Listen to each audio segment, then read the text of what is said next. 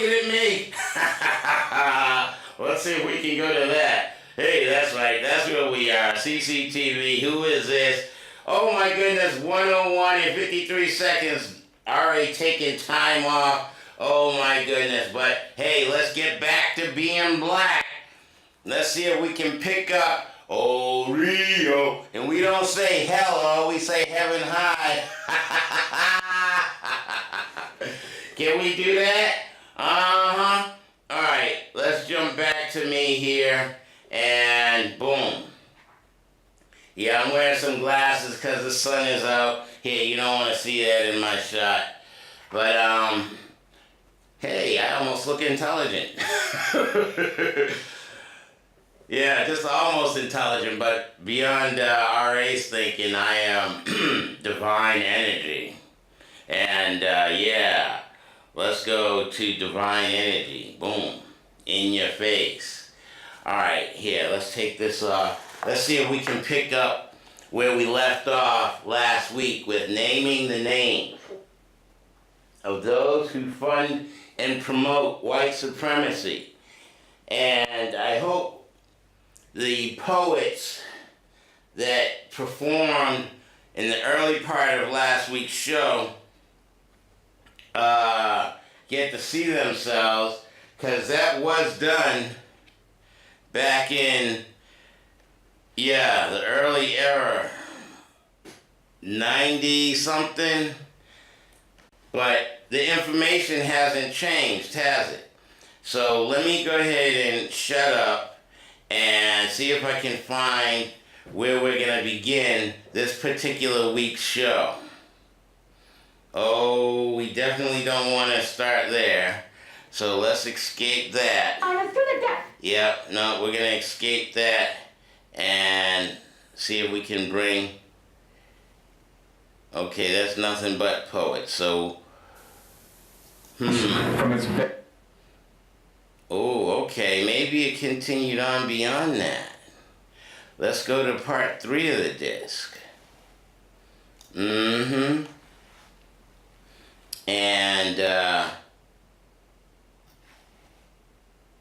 the disc is right here. Let's open that back up.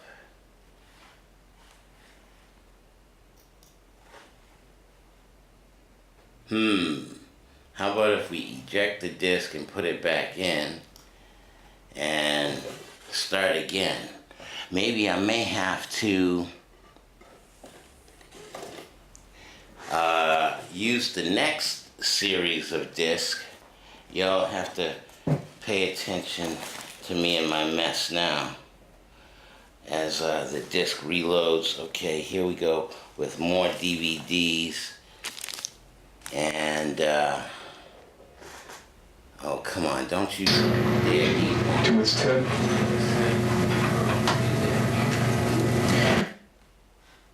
Alright, so we'll eject that disc and start with a fresh one. We'd like to continue with Steve Coakley naming the names of those who fund and promote white supremacy. Now, do you believe that white supremacy exists?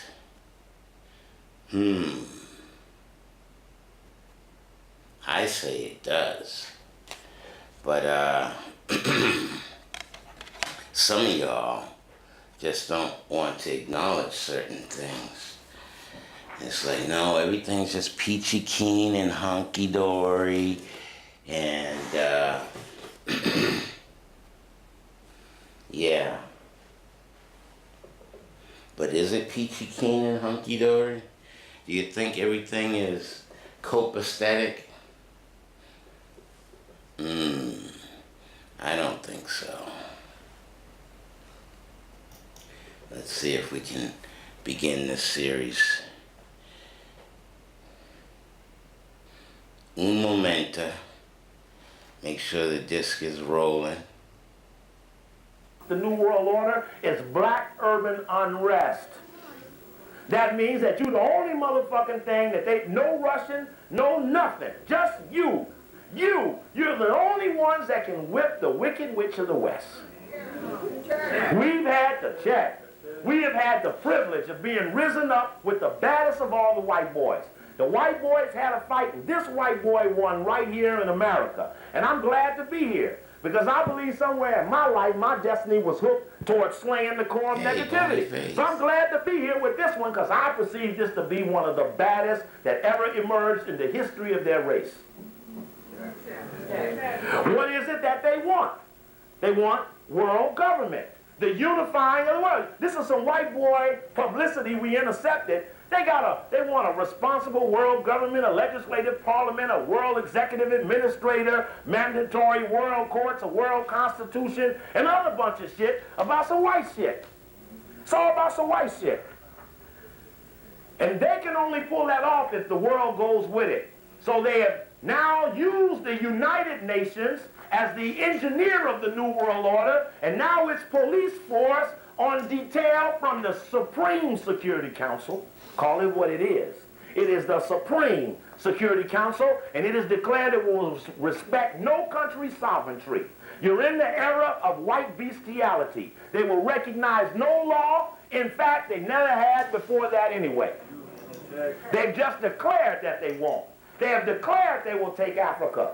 Now, so how much time I got to wait for us to understand that under these overt mechanisms, that means that it's not far from coming, because no longer do they believe something they think they know about us that makes them believe they can do that now. Because Africa might not be on duty. Africa might be busy. Check.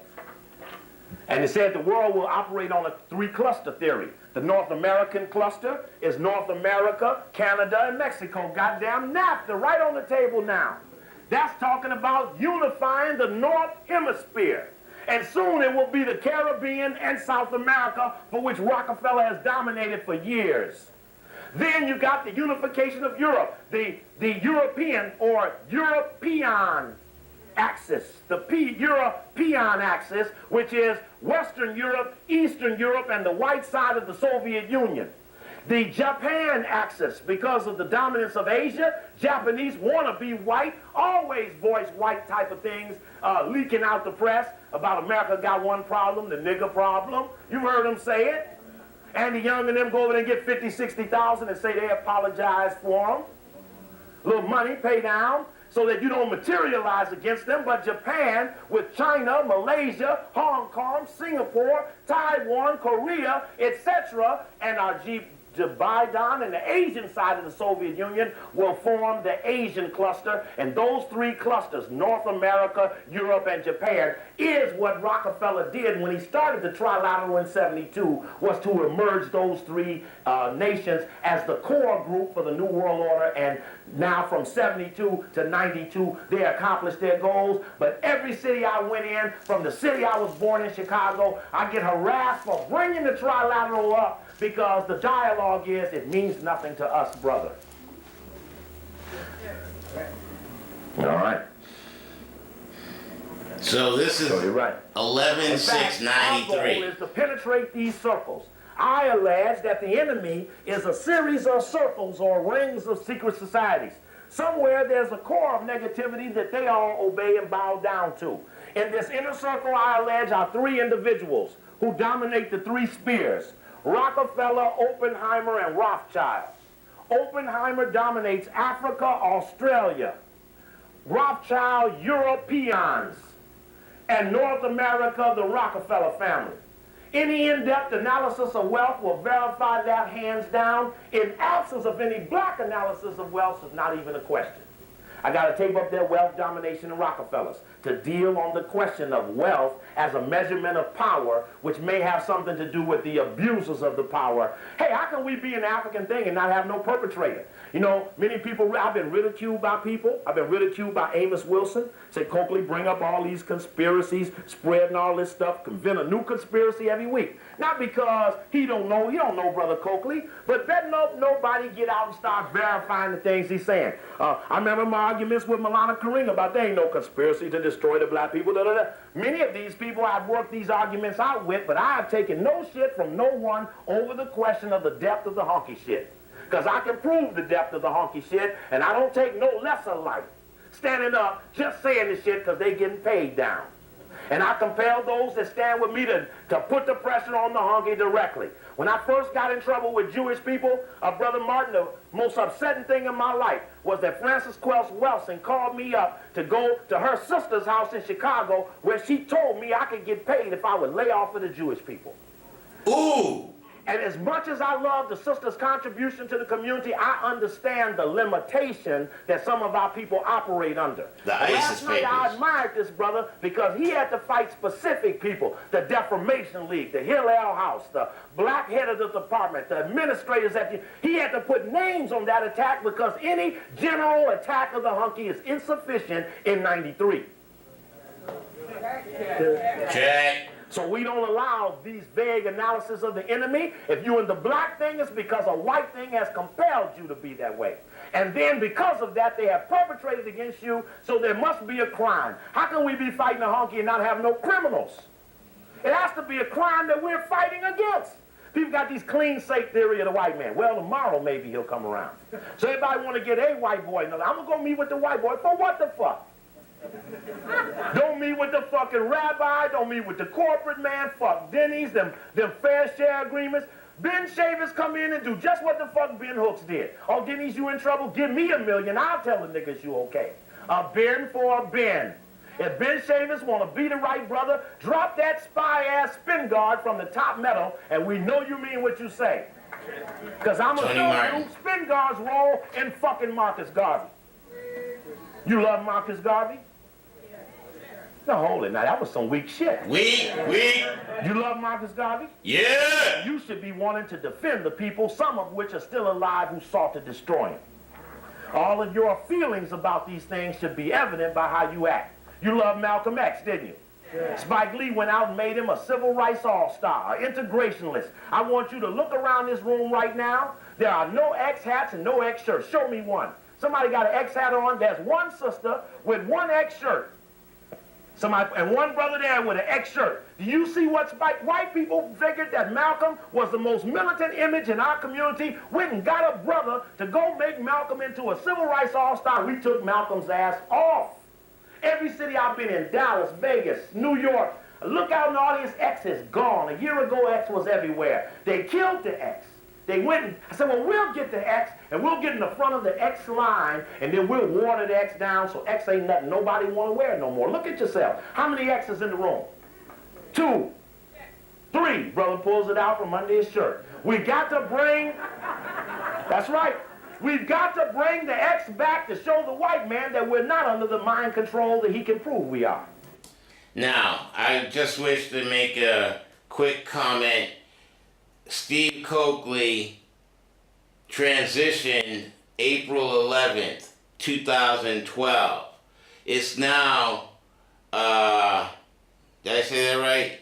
Yeah, 2012. It's now 2017. And this video was shot in 93. What did I say? 11/6/1993. So, how much of this information is still valid? Is there still the 3 cluster theories? 3 white boys rule the world?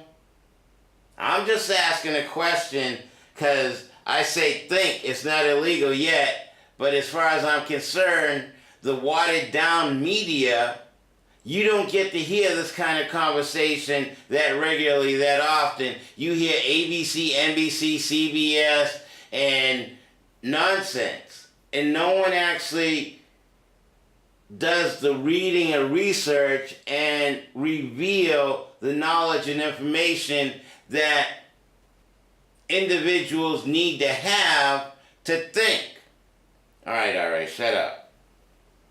Just remember, Steve Coakley transitioned 4/11/2012. It's now, what, June 20th, 2017? No, it's actually the 21st. It's today's Wednesday. So, all right, shut up. The X must come back. Show you right. Now this is a little thing from the Book of Symbols, talks about the point, that center. The point signifies unity, the origin, and the center. It also represents the principles of manifestation. And hence, in some Mandalas, the center is not actually shown, but must be imagined by the initiate. Then it talks about the mystery of the point. In other words, those people that revolve around the secret society may not ever in their life know who the top dog is. Here's a motherfucker slaving in the land of Oz and never met the wizard. But you know the wizard's ass was behind the curtain. Oz never saw him. But the OEO boys, the Army, the Air Force, the Navy, the Marines, the Boston Police, the county sheriffs, and all the rest of the motherfuckers protected the wizard from the land of Oz. Check. Yeah. All right. Show me right, though. OEO. Now, one little sidebar. There's one little sidebar. Some of the attack will be subtle. We are under chemical attack. A new virus was developed last week that can make you sterile for 18 months without your knowledge. Norplant, all the other population impediments. But this is an article out of the New York Times a couple of weekends ago, magazine section. In fact, that colonialism is backstory is April 18th, 93 rather. This is a New York Times article, and I'll read you the date. Is September 26, 93, about the troubled water. How many of y'all in here still drinking that faucet water? Get your hands up now. I ain't got the pictures of y'all. Y'all get their faces, because sometimes they're going to be walking around, all of a sudden they're going to start doing all kind of freaky shit. You're going to say, what the fuck wrong with them? Say, step back, man, be drinking the tap water. That looks like the tap water disease. They're telling you now, get your ass off of the tap water. Because what may be coated for your melanin butt may be put in the water. Be careful about brushing your teeth, taking your showers. Fluoride in your Don't toothpaste. underestimate the chemical attack, because it will make the physical attack easier. They gave Fred Hampton second off when they came in and shot him to make sure he wasn't conscious enough to defend himself. Check. Fluoride was used as a rat you have to poison. be softened up for the furnace. Malcolm said they build them furnaces again if you don't develop an analytical mind. But what's the essence of the story is how the white boys knew so long before they told the people that the water was bad, just like the Germans knew that the blood was bad. Yes. Big time check. So you're right. We don't use the word hello, H-E-L-L-O. That's two devils talking to each other, say hello. So we drop that. Psychologically, we repudiate the core of negativity's dialogue. In fact, but what's key about the story as the story starts, drinking water comes to a boil, is, in fact, one little sidebar in the story, the guy in Milwaukee says that they had figured out that the water was bad, people were dying and shit, and they were worried about the AIDS patients, because it says here that this particular virus, cryptosporitis, a disease that causes flu-like symptoms in healthy people, but is deadly to those with a weakened immune system. So anybody with a weakened immune system, drink the water, could die from the drink. And they know that. And so after this particular disease in Milwaukee, you remember when the 200,000 people got sick? Now, so the guys in the boardroom, they done figured out that the water's bad, and they figured out days are going by, they're not telling the people. So one guy who couldn't win the vote to get the others to go with the story says, well, look, he goes and gets glasses of water and brings them back and puts them in front of everybody and says, let's drink. They said, we ain't drinking this shit. And he says, well, why don't you go out there and act like the people are like you and let them have the right to resist it? And that's how he finally got them to declare that the water was bad, which meant that some shit could be real fucked up right now, and it could be going on, and somebody back there debating whether the shit gonna come to light. So don't you have confidence, don't have confidence in the people who always lied to you. Quit taking for granted that what they must offer might be okay, because more than likely what they offer must be wrong. In D.C., in the black neighborhood, they found the water bad. You remember in Brooklyn, New York, they tested the water and they had E. coli in it. Now, they was playing hamburger shit in Seattle, but they had E. coli in the water in Brooklyn. How many people died in Brooklyn without the knowledge of the E. coli in the water, but they played up the honkies in Seattle on the Jack in the Box? But I got suspicious in Seattle on the Jack in the Box shit when one kid died who didn't eat the hamburger. He was just around a kid who ate the hamburger who never died. Hey, go to these colleges. Just left 2-3 colleges. To get in these colleges, the students have to take the shots. To register? Right. Now, ain't nobody ever got sick except who took the shot. Check. Check. Now, you all know that it's your children that you take to that school and demand they get the shot to get their ass on in there because you're busy all day. Check on that shit. If you too take your kids to get the Social Security card once they 5 years old because you can't claim their ass on the taxes and get that write-off unless you turn them over for the number. Check. Damn. When are you parents gonna quit it? Check. 93. Brother Coakley already know what's going on, so I'm not asking you, I'm warning you. See, this may be a children's revolution. They might be the only motherfuckers around that had enough. These little hard-nosed boys and solid sisters, all y'all grown folks just might not do it. Y'all just might have to move the ass on over and let the youth go on and do it. You may have to do that because they may be the ones that say, well, fuck it, I ain't got shit going on. I say, well, I got the car. I'm going to do it at the house. Hey, you know, you start rationalizing shit. You know, that's the funny thing. Michael Jordan, Magic Johnson, Michael Jackson, Larry Bird, Madonna, you can call out any extraordinary individual, corporate America is setting their ass down. We're in the period in the New World Order where individualism is not being tolerated. It must be on behalf of the group, white group, or no group at all. So all overpowering individuals who can compel others weaker than them to achieve specific goals are being set down. So you're right. When they went to Magic Johnson and said, brother, you got it. They tested him 3 times, he had his shit. 4th time, they say he got the shit. Then they give him that AZT. Believing in the hump. Here's a nigga got $25 million turned to Dr. Friedman, who says, I got him on AZT, and he said he's going to live till he be 98 pounds. The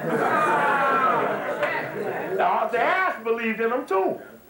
Swallowed that shit when the shit. We trying to say, get the Sears Miles. Get to the Furon, get with the nation and get the medicine from Dr. Eileen. No, I love them, but Dr. Friedman gonna straighten me out. Hey, look. Step on back. You know, all you got to know is, long as you don't believe, pull as many as you can, but some gotta die. Some are gonna have to die. I go to some of these places and Brother Coakley don't cuss. I say, but if you won't cuss, you won't kill. If you won't kill, you won't win. Because the cancer we're suffering from, we're going to have to kill it. We can't vote it out. We're not going to petition it out. We're not going to reason with it. We're going to have to kill it. It's a disease that eats the living parts of your body, and if you don't kill it, it will kill you. No doubt about it. Check. No doubt about it. Now we're trying to lay the foundation for a black revolution. I don't have no chaser in it. I want to destroy what I believe is an illegal criminal enterprise that incorporated itself in 1776. This is a dialogue. I'm not going to try in the next 10 minutes that I go through these analogies. I'm not trying to impress you with something for the first time. I'm trying to take what you know and put in a language that is a revolutionary context so that everything you've done is in the context of the language that appropriately responds to what we're suffering from. The language is that we are rebelling against an illegal criminal enterprise, which incorporated itself in 1776. And as you know, as they walk up on a drug dealer, past law practice has been set that if you have an illegal criminal enterprise and the righteous forces step up to stop you, they then claim all you have gained as a result of that incorporated illegal enterprise. This is the cornerstone for a black revolution. Some of the greatest legal minds in this country behind the scenes are working on the argument because if we whip this honky in America, there will be other honkies who will want to come and defend them. But we will back them up with the word of the law, the power of the right that brought us forward. That this country was secretly founded by a group of Masons and that those Masons were anti-black. Check. Show you right. Here is, of course, one book I offer as evidence A, Exhibit A, America's Secret Destiny, written by a honky, George Washington, Ben Franklin. They just relayed the top of this, Miss Liberty they call her or something, but if you watched 2 weeks ago when they did this, the Masons were there and they had their aprons on because they laid the cornerstone for the Capitol. Like several months ago, they had a ceremony for the 200th anniversary of the laying of the cornerstone of the White House, and the Masons were there. Clinton was there to have singers and fireworks and all other kind of dumb symbolic shit. But again, it was a group of whites who formed a secret society around a symbol that they did not create. Are you all paying the fuck attention, god damn it? Mason, secret societies. Using the pyramid in African or Kemetan, I don't like to say Africa because that's a white boy's name, but using Kemet, K-M-T. That's how our ancestors spelled the name of the mother country. And we, as melanin-dominant, thinking black, stupid motherfuckers, miseducated under fucking America, allow them to take the symbol of the pyramid, put it on the dollar, and that's our symbol. We are the ones that built the pyramid. We understood what a compass and a circle or a compass and a square was. You know, to put the point in, did he just show the circle within the circle within the circle, the white boys? But you gotta put the point in and equal distance out and draw the circle all the way around. That's a fucking compass. A square. How do you make a square? You need the appropriate tool. So the masons, the architects, the designers, the ones who deal with not only building structures, but societal structure. And we're still in 2017 living as dumbasses.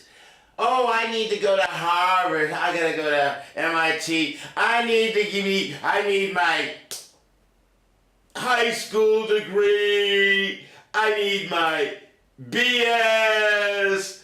I need my BA. My Bachelor of Art, my Bachelor of Science, and then I can go on to even further miseducate my dumbass to stay under white supremacy and raise my children to be just as dumb or maybe dumber. All right, shut up. Now, you can imagine being in a meeting of Ben Franklin and Thomas Jefferson and Tom Paine and George Washington. They said, well, what the fuck we gonna put on the money? He said, well, George, let's put the Caucasian Mountains on the motherfucker. So that's where we come from. Guy said, yeah, but make sure you put the cave on the bottom of the shit and put some mud and make it dry and gray. Make it rocky, hilly, lack vegetation. In fact, you understand why white people is mad at whatever they think the creator was, because they feel cheated. You know, they was eating rat, dog, cat, each other, anything they could. They were the lowest elements on the planet. Them dumb motherfuckers and was still thought the world was flat and shit. That's some deep shit. That's some deep shit. That shit freaked me out. The dumbest people on the planet 500 years later have running all the shit ain't tied down. Anyway, so Columbus, don't go out too far. You'll fall off the edge. The world's not round. No, it's flat. they said, well, put the cave on it. Now, look that cave up in the dictionary of symbols, and the cave has something to do with containment, the enclosed or the concealed, our wombs of symbols. In fact, one guy says that the German Halle cave and Halle hell are related is not without significance. Cave, hell, oh, beast, devil, where you come from? Oh, check. Okay. Hell. All right. Oh. So, they didn't want that. They wanted a symbol of superior status. So, though none of them had ever been to Africa, they put that symbol on the bottom side of the seal. Now, that book, or this book here, The Occult Conspiracy, Secret Societies and Their Influence and Power in World History. Another book, Michael Howard. All of these as exhibits. Another book, The Secret Destiny of America by Manly Palmer Hall. Talks about the secret order of the quest. All of these books allude to America was a two-sided proposition where a group of white boys went to secret society and had to lie to all the other white boys about who they really were and what they were doing, which is why the pyramid and the all-seeing eye didn't go on the dollar till 35, though it was created as the bottom of the seal in 1786. So that was concealed until the appropriate moment. The only point of it is that we want to substantiate that these were the remnants of a secret society. I offer you Exhibit 3, the book, The Masons Who Helped Shape Our Nation. This book can be found at the House of the Mother Supreme on 16th Street in Washington, D.C., where Albert Pike is buried. But the book is about the Masons' role in the forming of this so-called country.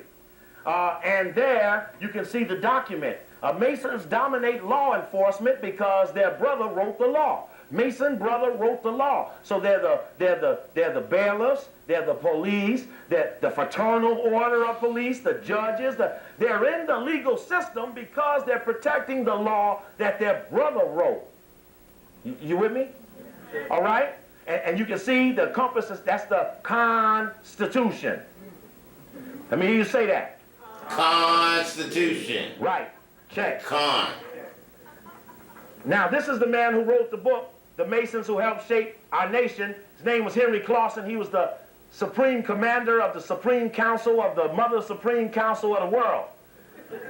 But the important thing that when Henry Clausen of California was head of World Masonry, his brother, A.W. Clausen, was head of the World Bank. And since we don't know the players, we never got the connection. His brother was chairman of Bank America, San Francisco. Like, see, he was head of all past Grand Master Masons in California. That's where the Clausens come from. And the book is stored there. That's on 16th Street in Washington, D.C. Next time you come to town, bro, I'd like to take you around that place. That's where Albert Pike is buried. He's buried in the wall there. They have a Gay Edgar Hoover room. Giving honor to Gay Edgar for his Masonic activity. And you know, part of that Mason thing is being man and woman shit. You know, you have to become both everything. Check. All right. All right.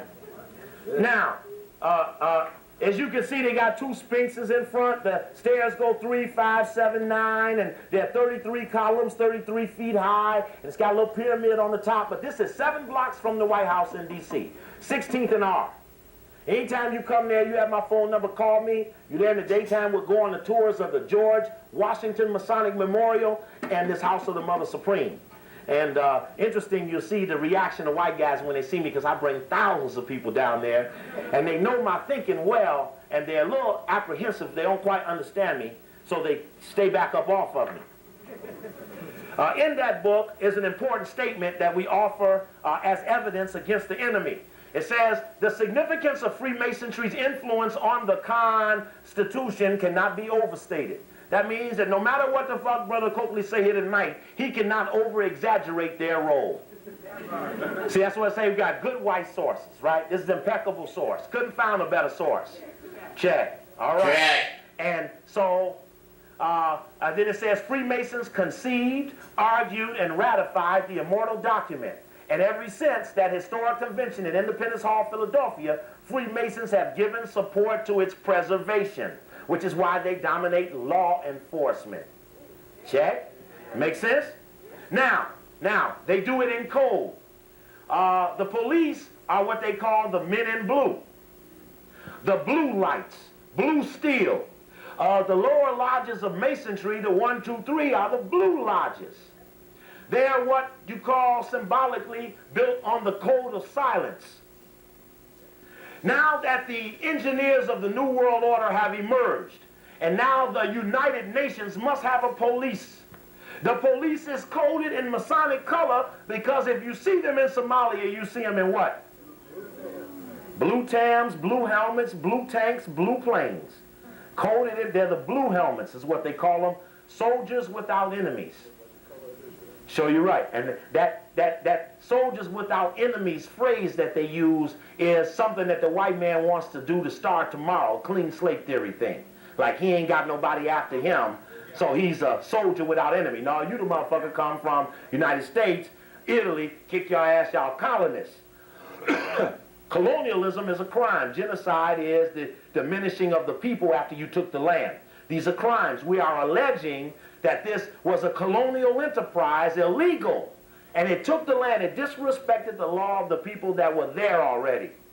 No foreigner can make a law and impose an inhabitant under a law who had prior existence. So we are coming with the black revolution in the context of the law. And now, if we had a revolution in America tomorrow, we must destroy the document. Yes, we got to take certain cities. We got to kick certain people's ass. But if we do not destroy the document, another group will come and live off of the document. Or they'll do the FEMA thing and go with the crisis management and operate at martial law, which then is what they really always do anyway. And once you know they do that, you'll stop obeying those other laws and get what you got coming. How you will get it, you will bogart it. That's how they got it. Check. Check. You see them elbows. See, Brother Coakley, you don't have to say that, you just go. Not go, right? You know, instead of shaking hands, we do this. So we understand what we're getting ready for this. All right. Check. Now, of course, is the Masonics and the double-headed eagle, but here are just some better looks. Of course, we know, and this is just quickly, that first top seal, which was the eagle, in fact, was a phoenix. And that bottom thing with the 72 squares and the all-seeing eye and the triangle and the separated pyramid with the Novus Ordo Seclorum can be found in Tony Browder's book and New World Order by Epperson, which Sister has out there, and some other books that'll decodify some of the symbolism. My point of it is, again, to verify this, that on several points prior to then, even on the earlier $50 bill, that pyramid was an idea that they had been pulling on long before they even began to use it. And that here in another form was another of the a primary activity prior to the actual coming on the dollar bill. Some of the continental currency used the same.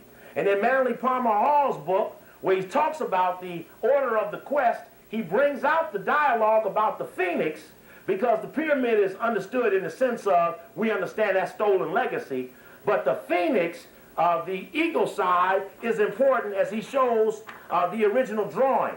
Now, if you go to 16th Street and 14th Street, Freedom Plaza, 14th and Pennsylvania in Washington, you go to Freedom Plaza and look on the ground, there are two big gold seals that show the first seals made for the Great Seal, and you will see that the back of the eagle's head has got that top on it, which is not an eagle but a phoenix, which only draws the double-sided nature that it's the white boy rising again under the context of his New World Order, based upon knowing victory is the taking of the legacy of those greater than them. So how the whites will allege that they is the taking of the pyramids. That's symbolic for them, so you know all of the things they're doing in regards to that. Anyway, all of the dialogue about the phoenix, all of the various others that used it, how it was not an eagle, and a lot of other things that I'm not even going to spend any time right now going through, other than I want to show you this. This is an apron that Marquess de Lafayette gave to George Washington. Now here in Boston, like most of the other cities, Washington Street and Lafayette Street always interconnect. Always. Just left Syracuse, New York, Washington, Lafayette, Franklin. Just left Long Island, Washington, Lafayette. Just left Washington, Lafayette. Why?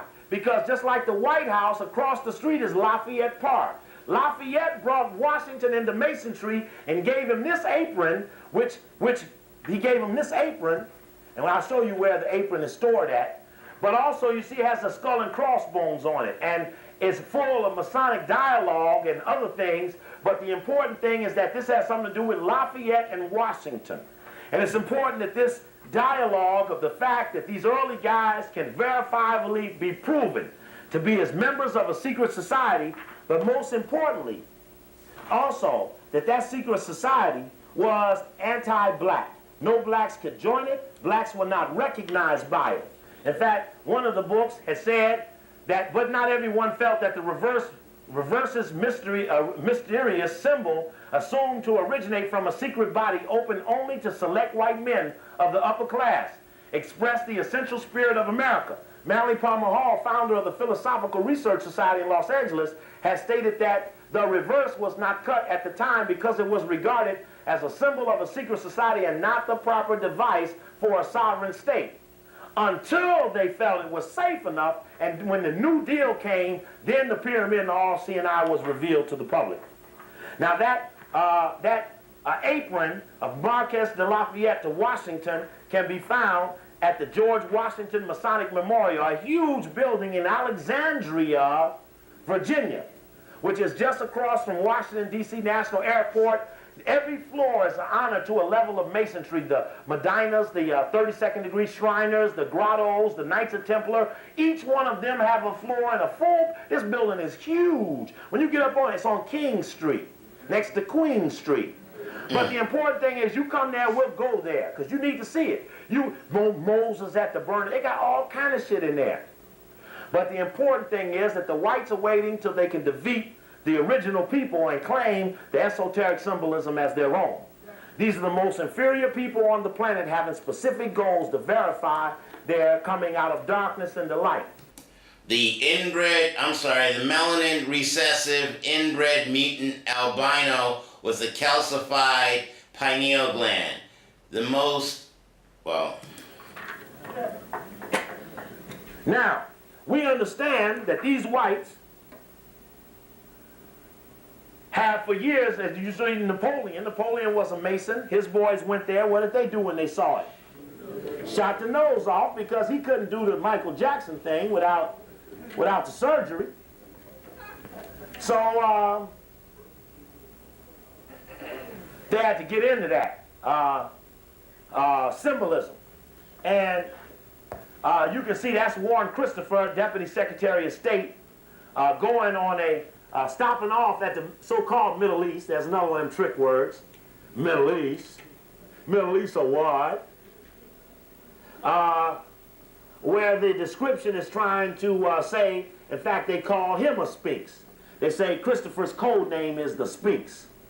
My only point in showing him is that the whites, maybe he went and performed some ritual there when he went. I'm drawing upon the desire to look deeper into why he had to go there on his first trip to the so-called Middle East, and what was it that they did inside that compelled that to be his first visit. We'll talk about that at some time. Now, let's see. These secret societies, like Skull and Bones at Yale, using, of course, they coded 2322. That's their number 7. That skull and crossbones is not a positive symbol. That's a negative symbol. It's like poison, death. The skull has a symbolism of immortality. In Skull and Bones, they have a ritual where they lay 2 skulls on the table and they ask the initiate to tell the difference between the rich man and the beggar. And the initiate keeps looking at the skulls and all kind of shit, and he say, I don't see no difference. He said, that's right. When you're dead, you're dead. So don't fuck around trying to be nice to the people, because when you die, they're not going to know who the fuck you were. So we can fuck them while they're living. In fact, Albert Pike said, trust no one who believes in heaven, because they'll acquiesce with misery while they're on earth.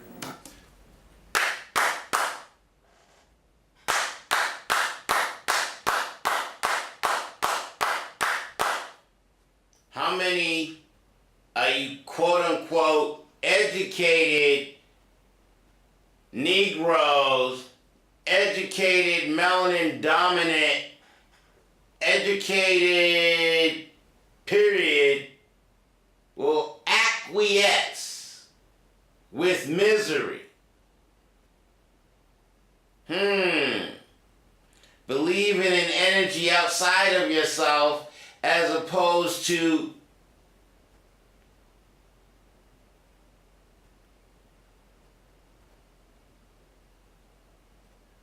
going within yourself and believing in your own divinity, tapping into, what is it, Haramarket? He called it the Sphinx.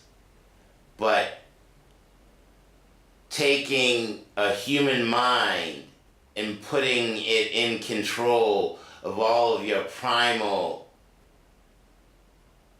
animalistic instincts, seeing your divinity, tapping in with your liquid fluid pineal gland, going deep within yourself as someone who's melanin dominant, to understand the balancing game of yin and yang, and how we are we are miseducated and we don't see our self-esteem and believe in the inner essence of who we are in argument.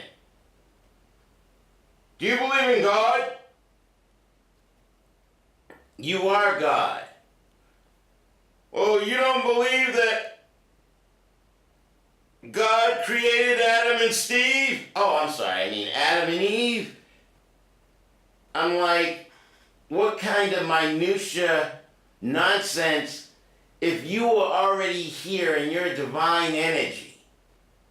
Why do you need to search for an answer, an explanation of a minutia detail of why or how you're here? Just tap totally in to every aspect of your skull, every aspect of your melanin dominant, every aspect of your brain.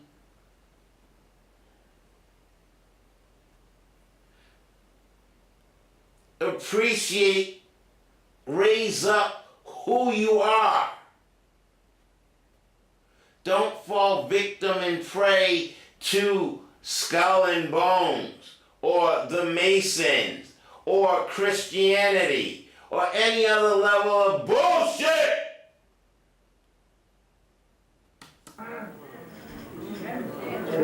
Now, who the heaven lovers? Now, who's filled with hope? Right, hope is dope. The belief in something that never happens. Now, Skull and Bones started in 1832 from Yale University, but what's important about it is that its charter came from the University of Ingolstadt at Germany. That's important because that means it was just a subsidiary of something else.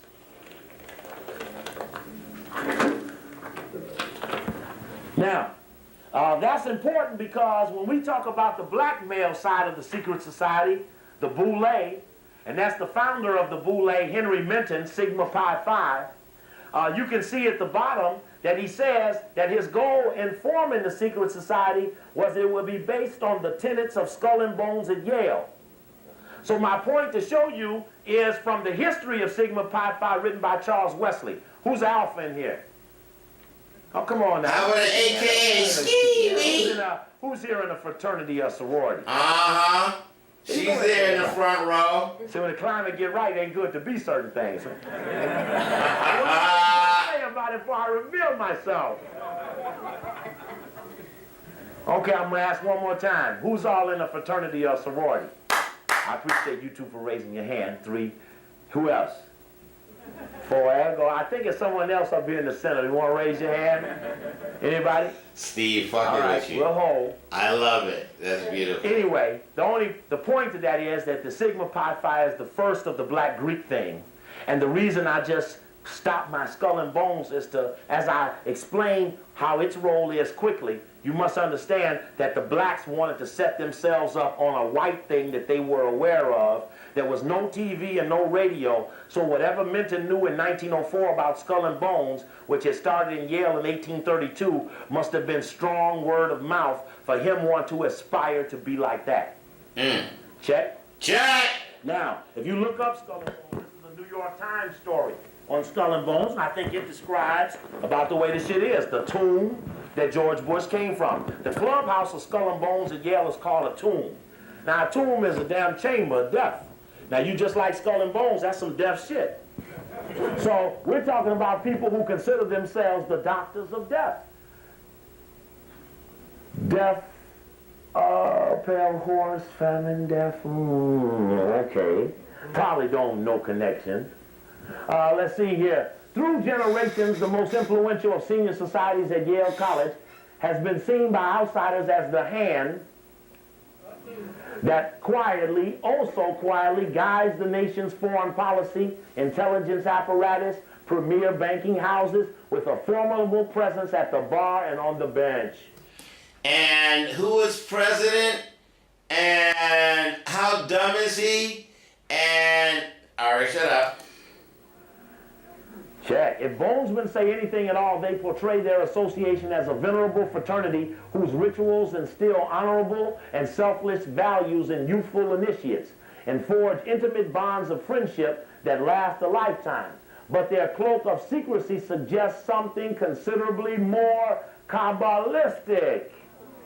Now that word, as you understand that leads you into something called the Kabbalah, which means that the secret society, New York Times, for which this story appeared November 4th, 88, did not arbitrarily use that name. That name was used for those who understand it. And then that's when you get into the ritual of Skull and Bones, which has something to do with the Knights of Templar, which it leads you towards some word some people use called Illuminati. I don't use that word, I use Rhodes Rothschild, because I want to leave you with traceable evidence. Now, but this is a murder investigation, and we're building the case. You're the grand jury, and I'm one of the prosecutors. Check. You're right. And I get about 3 minutes left, so I just want to plant, I don't like to say want, I wish to plant the seeds. Isn't it written somewhere in the Bible, thou shalt not want? Okay, so I wish to plant